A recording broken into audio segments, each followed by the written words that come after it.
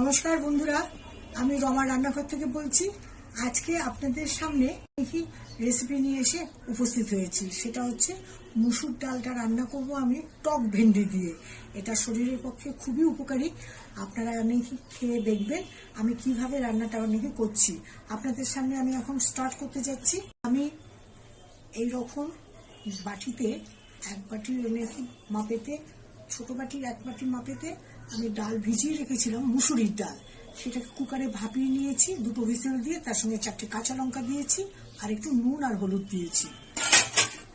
টক ভেন্ডি হচ্ছে একটা, আপনার কি বলবো, এটাকে সবজিও বলা যায় না আবার ফলও বলা যায় না। অনেকটা দেখতে কুলের মতন, ভেতরটা সবুজ রঙের একটা গোল মতন থাকে আর ওপরটা হচ্ছে ফুলের মতন লাল। এটাকে আমি নুন দিয়ে সেদ্ধ করে রেখেছি। এটা কিন্তু নামটা টক ভেন্ডি এই কারণে, প্রচন্ড টক।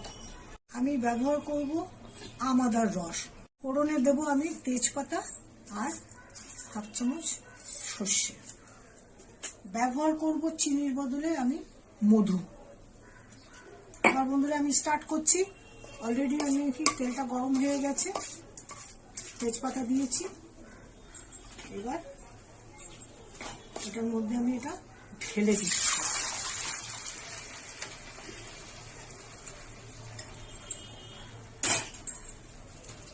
আঁচটাকে আমি বাড়িয়ে দিলাম।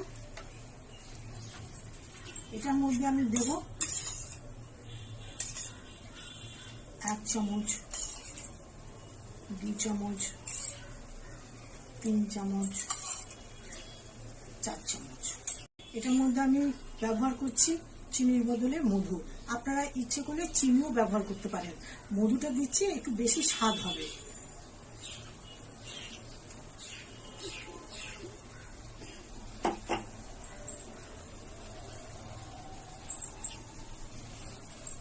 এখন আমি এই 2 চামচ আদা রসটা দিয়ে দিলাম, দিয়ে আমি গ্যাসটাকে বন্ধ করে দিলাম। বন্ধুরা, এই যে গরম ডালটা আপনারা কিন্তু ভাতের সাথে নাকি যত না ভালো লাগবে, এটা ঠান্ডা হয়ে যাবার পর ফ্রিজে কিছুক্ষণ রেখে দেবেন। ফ্রিজের যে ঠান্ডা ভাবটা হবে সেটা বের করে আপনারা ভাতের সাথে খাবেন, দেখবেন দারুণ টেস্ট লাগছে। আর শুধু তাই নয়, এটা গরমের কিন্তু একটা মহৌষধ। আজকের মতন এখানেই শেষ করছি বন্ধুরা, আমি আসছি।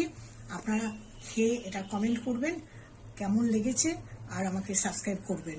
টাটা।